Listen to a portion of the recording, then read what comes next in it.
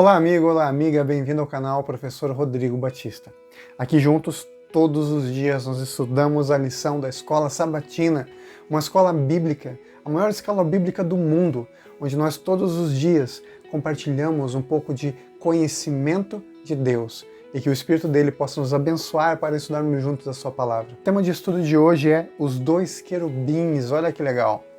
Quando Adão e Eva foram expulsos do jardim, Deus colocou querubins para guardar. Querubins são anjos especiais, anjos que assistem diante da presença de Deus. Nós temos vários exemplos bíblicos que falam desses seres especiais. E esses dois, então, foram colocados para guardarem o Jardim do Éden, para que Adão e Eva e a sua descendência, com o pecado, não pudessem ter acesso à árvore da vida. A árvore da vida era uma recompensa pela nossa fidelidade. Quando nós comêssemos dela, nós nos alimentássemos dela, teríamos a vida eterna pela obediência a Deus. Não era o fruto em si que daria vida, afinal, a vida está na ligação com Deus. Mas nosso primeiro casal, os primeiros seres humanos, se esqueceram de Deus, deixaram Deus de lado e resolveram virar as costas. Consequência disso, tiveram que sair do Éden, foram expulsos, não podendo mais voltar. Contudo, o Jardim do Éden ele permanece na terra. Por isso que os anjos estão lá protegendo. Deus também colocou uma espada que ficava lá revolvendo para não deixar ninguém se aproximar da árvore da vida.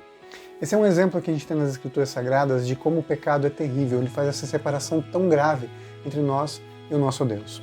Em algum momento antes do dilúvio, o Jardim do Éden foi recolhido para os céus, porque ele não aparece mais na história da humanidade, apenas nesse período de criação e pós-pecado antes do dilúvio. O que aconteceu onde ele está? Bom, só Deus sabe. Nesse mundo ele não está, mas está assim guardado pelos anjos no céu, onde finalmente nós voltaremos a ele, conforme a promessa da palavra de Deus, quando Deus criar novos céus e nova terra, muito melhores e superiores ao primeiro. Mas eu quero que você leia comigo a palavra de Deus em Gênesis capítulo 3. Vamos então a Gênesis capítulo 3, verso 21 até o 24. E diz assim a palavra do Senhor. Fez o Senhor Deus vestimenta de peles para Adão e sua mulher, e os vestiu. Essas vestimentas de peles são o primeiro sacrifício que eles tiveram que fazer em nome de Deus, crendo na promessa do Senhor Jesus, e com o pelo dos animais, então, do animal, eles fizeram roupas, Deus fez roupas para eles. E continua. Então disse o Senhor Deus, eis que o homem se tornou como um de nós, conhecedor do bem e do mal, assim que não estenda a mão e tome também da árvore da vida e coma e viva eternamente.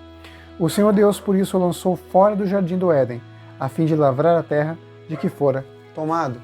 A partir desse momento, o ser humano não conhecia mais o pecado apenas pela teoria, mas também pela prática.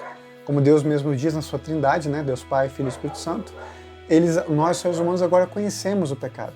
Assim como Deus sabe todas as coisas, agora nós experimentaríamos também as consequências do pecado, por isso fomos expulsos do jardim do Éden. E continua o último verso.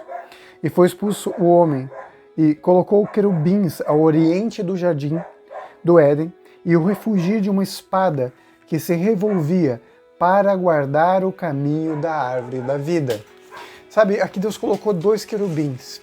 Isso mostra a importância desse momento e desse local. Quando nós nos vamos então para o tabernáculo de Deus do Antigo Testamento, Deus ordenou que fossem feitas estátuas de querubins, dois querubins que estariam diante também da presença de Deus. Seria ali a Arca da Aliança, que era um símbolo do trono do Senhor. Se dois querubins que se assistem diante de Deus estão agora diante ali do Jardim do Éden, mostra que o Jardim do Éden então era um lugar tão especial, que era como um tabernáculo de Deus, um lugar onde Deus poderia se apresentar para a humanidade. E a escritora Ellen White também diz isso no seu livro Para Patriarcas e Profetas, página 38.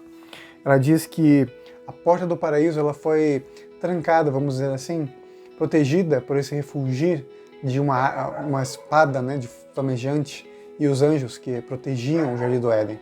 Mas aquele local ainda permaneceu um lugar de culto para todos aqueles que eram adoradores de Deus, dos filhos de Adão e Eva, dos filhos de Deus, antes de que a maioria, né, se perdesse, indo atrás das filhas dos homens, conforme a palavra de Deus nos diz, na sequência do livro de Gênesis.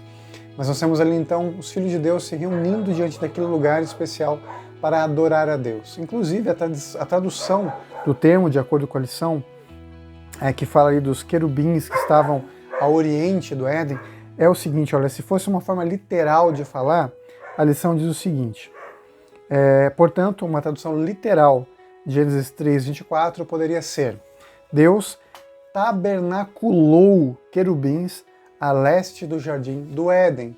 Então, a mesma palavra que tem ali a referência ao tabernáculo de Deus, mostrando realmente que aquele local onde eles estavam era um símbolo da presença de Deus. O tabernáculo era o local onde Deus se representava, era aquele acampamento no deserto que Moisés construiu para que Deus estivesse diante do povo de Deus, do povo de Israel, né?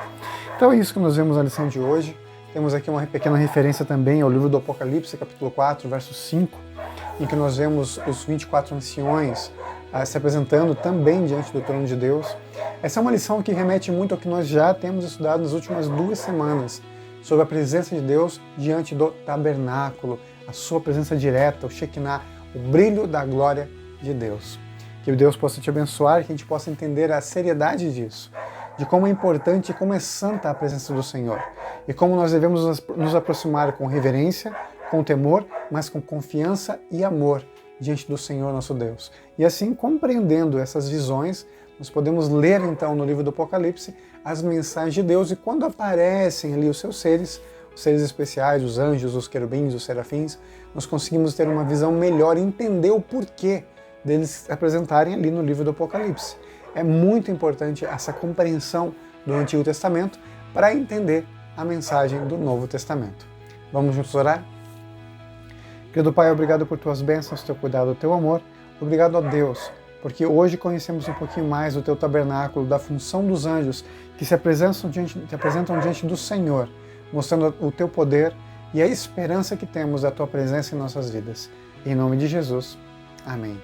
E nunca se esqueça, meu amigo e minha amiga, nessa vida é você e Deus.